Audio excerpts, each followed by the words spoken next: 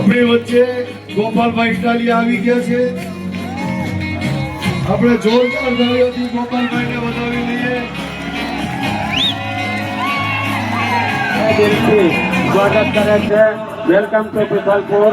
દીપકભાઈ પંડ્યા. ગુજરાતમાં કોક માણા માથું પડે કેમ આમ થાય છે? બાઈક વાળા ક્યાં ગયા? લાવો બીજું લાવો. વચ્ચે વચ્ચે આમાં ફૂટવાલ હા લઈ જાવ. સાઉન્ડમાં આવી જાવ, કારણ કે આપણે ગોપાલભાઈ સાંભળવા છે. સાવ નોખા રીત અહીંની જુદી, રિવાજ સાવ નોખા. અમારે તો શબ્દો છે કંકુને સોખા.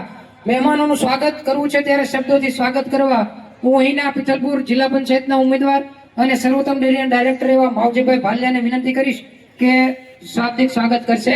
માવજીભાઈ ભાલિયા.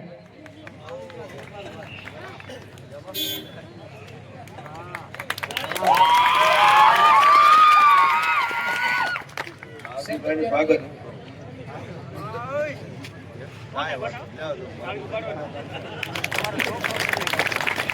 ગોપાલભાઈ નું સ્વાગત કરશે, સન્માન કરશે.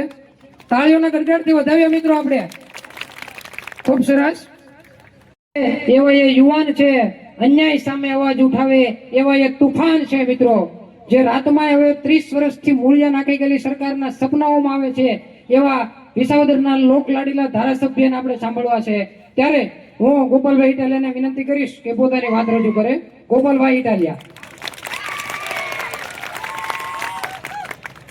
મજામાં બધા? આજ રોજ આપણા ગામમાં પીતલપુરમાં ઉપસ્થિત થયેલા સૌ ગામજનો, વડીલો, યુવા દોસ્તો, ગામના આગેવાન શ્રીઓ, અમારા આમ આદમી પાર્ટીના કાર્યકર્તાઓ, સમર્થકો અને દૂર દૂર સુધી ઉભા રહીને, બેસીને અથવા ટીવી મોબાઈલથી લાઈવમાં બેસીને અમારી આમ આદમી પાર્ટીની વાત સાંભળી રહેલા સૌ સ્વજનો, બધાને હું બે હાથ જોડી પ્રણામ કરું છું. સૌને હું સ્વાગત કરું છું. આ સભામાં અમારા નેતા માનનીય શ્રી રાજુભાઈ સોલંકી ઉપસ્થિત છે. અમારા અન્ય બધા જ મહાનુભાવો આ મંચ ઉપર ઉપસ્થિત છે. એ બધાનો પણ હું હૃદયપૂર્વક ખૂબ ખૂબ આભાર વ્યક્ત કરું છું. અત્યારે રાજ્યની અંદર અને દેશની અંદર સૌથી મોટી સમસ્યા એ છે કે રાજનીતિમાં કોઈ સારો માણસ જ વધ્યો નથી. સૌથી મોટી તકલીફ. આપણે ગામડે ગામડે જઈએ તો જે તે ગામનો માણસ હોય એ હું આગેવાન છું એટલે મારું ધ્યાન દોરે કે ગોપાલભાઈ અમારે અહીંયા ગોપનાથમાં આ મુદ્દો છે, જાંજમેરમાં આ મુદ્દો છે, ઘોઘામાં આ મુદ્દો છે, અહીંયા આ મુદ્દો છે, અહીંયા આ મુદ્દો છે. પણ ક્યારેય કોઈ એમ નથી કહેતું કે આટલા બધા મુદ્દા છે તો એક માયનો લાલ નેતા છે કે નહીં જે આ બધા મુદ્દા ઉપર કંઈક બોલે. ગામડે ગામડે અનેક મુદ્દાઓ છે તો એ બધાય મુદ્દામાંથી પ્રયત્ન કરીને બે મુદ્દાનું નિરાકરણ લાવે એવો નેતા છે કે નહીં? એટલે મને એમ લાગે છે કે આખા ગુજરાતનો સૌથી મોટો મુદ્દો કોઈ સારો માણસ આપણને નેતા તરીકે મળતો નથી ને એમાં કંઈક તો આપણું દુઃખ ઓછું થતું નથી. આ ગામમાં નેતા કોણ છે એ મને નથી ખબર. અરખે પરખેના બધા ગામમાં ભાજપના નેતા કોણ છે એ મને ખબર નથી. મને નામ પણ નથી આવડતું અને હું જોઉં તો ઓળખું નહીં કોઈને.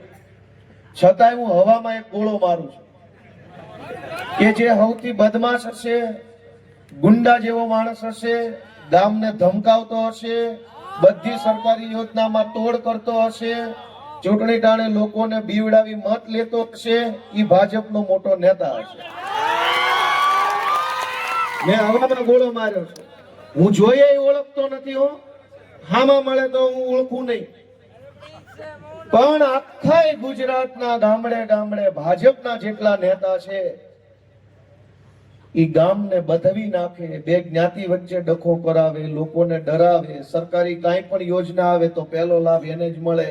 રોડમાં કટકી, ગટરમાં કટકી, સરકારી યોજનામાં કટકી, બધા પૈસા એ ખાઈ જાય અને તોય છેલ્લે પાછા સમાજનો નેતા બનીને ફર્યા કરતો હોય. એવો જે માણસ હશે, બોગસમાં બોગસ એ નેતા હશે. મારી વાત સાચી છે કે ખોટી? અને ઈ પ્રશ્ન ખાલી આયા નહીં, આખા ગુજરાતના જે ગામમાં ઉભો રહીને હું એમ બોલું કે બોગસમાં બોગસ માણસ હશે, હલકટમાં હલકટ વિચારો હશે, ગુંડામાં ગુંડો હશે, એ નેતા હશે.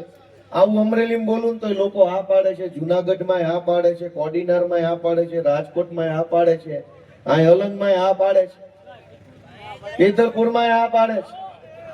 એનો અર્થ શું થયો કે આખા ગુજરાતની રાજનીતિનો કબજો ગુંડાઓના હાથમાં આવી ગયો છે. તો સૌથી મોટો પ્રશ્ન શું થયો? ગામમાં પાણી નથી આવતું, ખેતરોની અંદર પાણી ક્યાંક, આ તો દરિયાકાંઠો એટલે એ ઉપાધિ ન હોય અહીંયા, પણ જે પક્યું હોય એનો પૂરો ભાવ ન આવે, સુરક્ષા ન હોય, રોજગાર ન હોય, શાળામાં માસ્તર ન હોય, ડેપોમાં બસ ન હોય, ગામમાં તલાટી ન હોય, કોઈને કહેવા જાવ કોઈ સાંભળવા વાળો ન હોય. એ પ્રશ્ન નથી. પ્રશ્ન એ છે કે કોઈ નેતા જ નથી. હવે નેતા જ ન હોય, કોઈ સારો માણસ નેતા ન હોય તો ગામનું ભલું કેવી રીતે થાય? તમે ભલા માણસ કહો તો ખરા અમને. ભલું કરવું હોય તો પહેલા તો કોક હારો હજડબમ કડક કાળજા વાળો માણસ જોઈએ, કે જે ડરે નહીં, જે લલચાય નહીં, પાછું પગલું ભરે નહીં. એવો જે માણસ હોય, એના હાથમાં નેતૃત્વ આવે તો ઈ માણસ કઈક પ્રશ્ન ઓછા કરવાની કોશિશ કરે.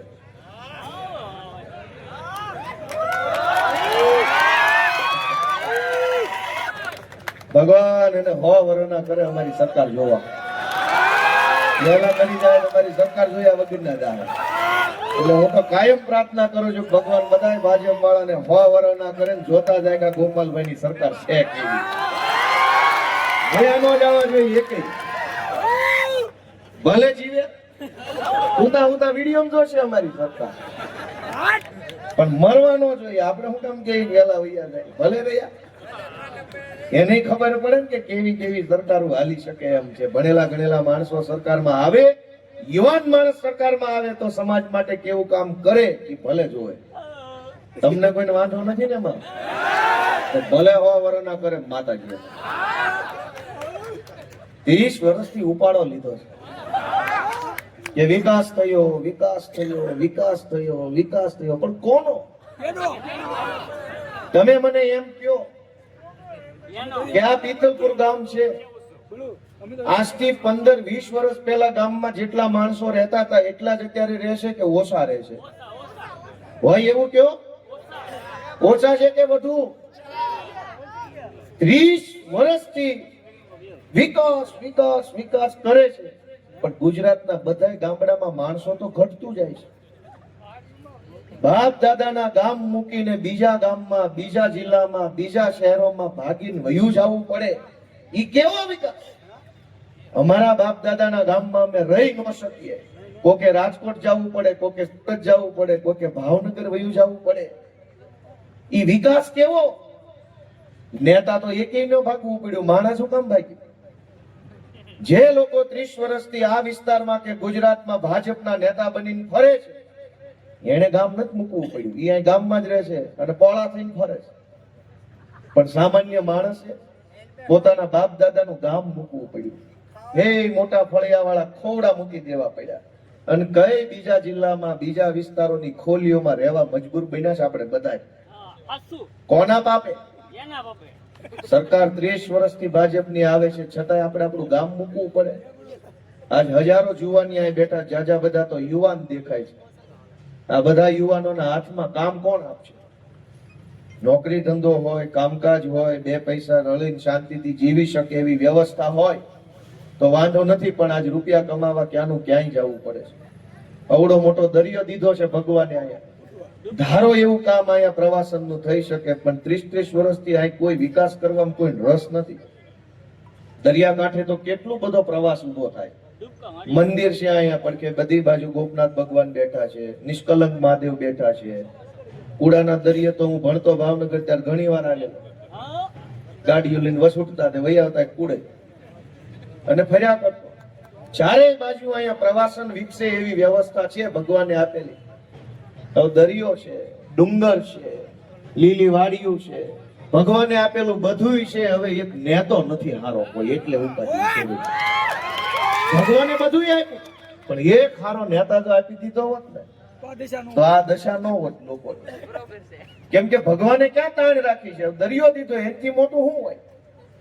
દરિયા પાસે લીલી વાડીઓ દીધી, ડુંગરા છે ચારે બાજુ, ક્યાં નથી ડુંગરા? બધું જ છે, નેતો નથી. અને એના કારણે હજારો લોકો પીડાય છે. હું તમને એ વિનંતી કરવા આવ્યો છું, સારો નેતા આવશે ક્યાંથી? કઈ ઉપરથી હેઠો પડશે? નહીં આવે. સારો નેતા સમાજે પેદા કરવો પડશે, સમાજે બનાવવો પડશે, સમાજે ઘડવો પડશે. અને જે સારો લાગે એને આગળ લાવવા માટે લોકોએ હાવણો દબાવવો પડશે, બાકી સારો નેતા નહીં આવે. લોકોએ સારો નેતા ઉભો કરવો પડે. અને નેતા સારો નહીં આવે તો એક પણ પ્રશ્નનું નિરાકરણ ક્યારેય જિંદગીભર આવવાનું નથી. પેઢીઓની પેઢીઓ મજૂરી કરવામાં વહી જશે. કેમ આ વિસ્તારમાં ભણતર ગણતરની વ્યવસ્થા ન થઈ? અનેક છોકરાઓ આપણા છે જેને જો સારી વ્યવસ્થા મળે ને તો ભણી ગણીને આખા રાજ્યનું ને આખા દેશનું નામ રોશન કરે ને એવી ક્ષમતા વાળા છોકરા આપણી પાસે છે. અને દરિયા કાંઠે રહેતા હોય તો તરવામાં હોશિયાર હોય. તરવાની ઇન્ટરનેશનલ કોમ્પિટિશનો થાય છે, સ્વિમિંગ કોમ્પિટિશન ઓલિમ્પિક્સમાં આવે છે. માઇકલ ફેલ્પ્સ નામ સાંભળ્યું હોય તો કોઈ છોકરા હોય, ઓલિમ્પિકની અંદર 10 વખત ગોલ્ડ મેડલ મળ્યો સ્વિમિંગમાં, તરવામાં. હવે સ્વિમિંગ પુલમાં સ્વિમિંગ શીખીને ઓલિમ્પિક્સમાં ગોલ્ડ મેડલ લઈ આવ્યા. આપણા છોકરા દરિયામાં તરતા શીખ્યા હોય, ખાલી સેટ ટેકો મળે ને તો આપણા છોકરા મેડલ લઈ આવે એવા બળુકા તો ખરા. પણ કોઈને રસ નથી આપણા છોકરા આગળ વધે એમાં. સ્વિમિંગમાં, રનિંગમાં, ક્લિમ્બિંગ એટલે ચડવું. આપણે આ ડુંગરા છે, છોકરા દોડીને ડુંગરા ચડી જાય. તળાજાનો ડુંગરો છે, મહુવામાં છે, ધારું કેટલી બધી છે, હળી કરીને ચડી જાય ને હળી કાઢીને વહી આવે. ઈશ્વરે બધું આપ્યું છે, પણ મેં કીધું એમ એક સારો નેતા જો ભેગો આપી દીધો હોત ને તો આટલી ઉપાધિ ન હોત. અને એટલે હું તમને એમ વિનંતી કરવા આવ્યો છું કે અમે ગુજરાતને સારા નેતા મળે એની કોશિશ કરવા વાળા માણસો છીએ, એવો પ્રયત્ન કરવા વાળા માણસો છીએ. અમે ગુજરાતને ચૈતરભાઈ વસાવા આપવાનું કામ કર્યું. આમ આદમી પાર્ટીએ બ્રિજરાજ સોલંકી આપવાનું કામ કર્યું, પ્રવીણ રામ આપવાનું કામ કર્યું, ઈશુદાન ગઢવી આપવાનું કામ કર્યું. આ તમારો દીકરો ગોપાલ ઇટાલી આપવાનું કામ અરવિંદ કેજરીવાલની આમ આદમી પાર્ટીએ કર્યું. તમે મને એમ કહો કે આ બધા સારા નેતા છે કે નહીં? કોણે આપ્યા? આમ આદમી પાર્ટીએ ગુજરાતને સારા આગેવાનો આપવાનું કામ કર્યું. આપણા પંથકને જો સારા આગેવાન જોતા હશે તો તમારા આશીર્વાદ વગર શક્ય નહીં બને. નેતાનો દીકરો નેતા બને, પૈસા વાળો હોય ઈ નેતા બને, ગુંડો હોય ઈ નેતા બને. તમારા છોકરા કેદી નેતા બનશે? ભાજપ વાળાએ, કોંગ્રેસ વાળાએ આપણા છોકરાના હાથમાં ઝંડા પકડાઈ દીધા, ઊંધું ગાલીને મોઢો દોડવા. કોઈ દી તમારા છોકરાની ચિંતા ભાજપ કોંગ્રેસ વાળા નહીં કરે, કેમ કે એમના છોકરાનું જ પતે એમ નથી. ટિકિટો તો મારા છોકરાને આપો, હોદ્દો મારા છોકરાને આપો, યોજનાનો લાભ મારા છોકરાને આપો, પેકેજ મારા છોકરાને આપો, તો ગામના છોકરા ક્યાં મૂકવા જવાના? દોસ્તો, સામાન્ય પરિવારમાં, ગરીબ પરિવારમાં રહેતા લોકોના બાળકોને રાજનીતિમાં આગળ લઈ આવવાનું કામ અરવિંદ કેજરીવાલની આમ આદમી પાર્ટી આખા ગુજરાતમાં કરી રહી છે. હું ભાવનગર જિલ્લાના ઉમરાળા તાલુકાના ટીંબી ગામનો વતની છું. આ દવાખાના વાળું ગામ છે મારું, ખબર હોય તો. ઈ ગામમાં હું મોટો થયો, ઈ ગામમાં હું ભણ્યો, પછી ઉમરાળા ભણ્યો, ધોળા ભણ્યો, ભાવનગર વિદ્યાનગરમાં ભણ્યો. ભણી ગણી ગરીબ પરિવારનો માણસ હતો, કઈ બીજી કોઈ લાંબી કમાણીનું સાધન નહોતું. કમાવું જ પડે એવી પરિસ્થિતિ હતી. ન કમાઈએ તો ઘર ઊભું રહી જાય એવી હાલત હતી અમારી. પેલા કુમુદવાડીમાં હીરા ગણવા બેઠો, પછી ત્યાંથી પ્રમોશન આવ્યું, માધવરત્નમાં નિર્મળનગર પ્રમોશન મળ્યું, ત્યાં બેઠો ઓફિસમાં. પછી એમાંથી પોલીસ બન્યો, એમાંથી ક્લાર્ક બન્યો, એમાંથી આંદોલનમાં ગયો, એમાંથી આમ આદમી પાર્ટીમાં આવ્યો. અરવિંદ કેજરીવાલે મને ધારાસભ્ય બનાવ્યો. અત્યારે તમે મને એમ કહો કે હીરા ગણતો હોય એ માણસને ધારાસભ્ય ભાજપ બનવા દેશે? કેજરીવાલે મને બનાવ્યો છે. કેજરીવાલ એમ ઈચ્છે છે કે સામાન્ય પરિવારના છોકરાઓ કેમ આડિયા પાડીએ છે? એને હક નથી. ધનુર ઉપડ્યો છે, બધી સભામાં આવું કરે, આમ થાય ને આમ થાય ને આમ થાય ને આમ થાય. ધનુર ઉપડ્યો તમે. પણ એના ધનુરનું ઇન્જેક્શન કેજરીવાલના કોથળામાં છે. મારતે રેડી થાય એમ છે.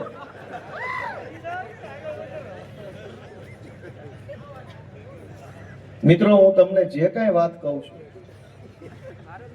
એ કઈ રાજકારણ નથી.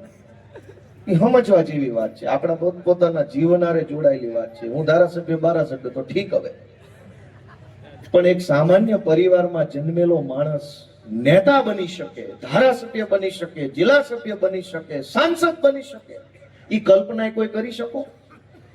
આપણને તો ભાજપ કોંગ્રેસ એવું શીખવાડ્યું કે તમે ન બની શકો, તમારથી કાંઈ ન થાય, તમે ન ફોર્મ ભરી શકો, તમે ન આગળ આવી શકો, તમારે આ બધું ન કરાય, રાજકારણ બહુ ખરાબ છે. એટલું બધું ખરાબ હોય તો હું કામ સાંટ્યો છું? હીરામ બેજા, આપણે જયારે આમ આદમી પાર્ટીના લોકો રાજનીતિમાં આવે, ફોર્મ ભરે, ચૂંટણી લડવા ઉભા થાય, તો ભાજપ કોંગ્રેસ વાળા આપણા ઘરે આવીને એમ કે તમારે આ ન કરાય, રાજકારણ બહુ ગંદુ છે. અમારા આવ્યા પહેલાથી ગંદુ છે, કર્યું કોણે ગંદુ કર્યું? કયો હાલો, તમે તો 30 વર્ષથી છો. તમે ગંદુ કર્યું હોય તો ગંદુ હશે, અમે તો આવ્યા જ નથી હજુ, અને અમે આવવાની તૈયારી કરી. ત્યાં ભાજપ વાળા કોંગ્રેસ વાળા કહે છે કે આમાં ન હોય, તો તમે કેમ હીરામ નથી બેસી જતા? ઘાટમાં, પહેલમાં, ગમે ત્યાં વયા જાવ ડુંગળી કાપવા, ગમે ને. રાજકારણ ખરાબ જ છે તો તમે શું સોંટ્યા છો 30 વર્ષથી? મિત્રો, તમે માનસિકતા સમજો. અમે આ બધા ઉમેદવારો ઉભા રાખ્યા છે, લગભગ આ બધા જિંદગીમાં ખાનદાનમાં પહેલી વાર ચૂંટણીમાં ઉભા છે. ભાઈ એવું જ છે ને? આ તમારા છોકરા છે, આપણા છોકરા છે, આ આપણી જેવા છે, આપણા માંથી આવે છે. આ રૂપિયાવાળા નથી, માથા ભારે નથી, 2 નંબરિયા નથી. પણ આ વિસ્તારની, આ સમાજની હાલત જોઈને દાજ લાગી છે ને, જેને દાજ ચડી છે ને, એ હાલત બદલવા માટે આવેલા તરવરિયા જુવાનિયાઓ છે, આપણા પોતાના છે ને. એને તમારા આશીર્વાદની જરૂર છે, અને આને આશીર્વાદ નહીં આપો તો કેદી પરિસ્થિતિ બદલાય. આમણે હિંમત કરી છે.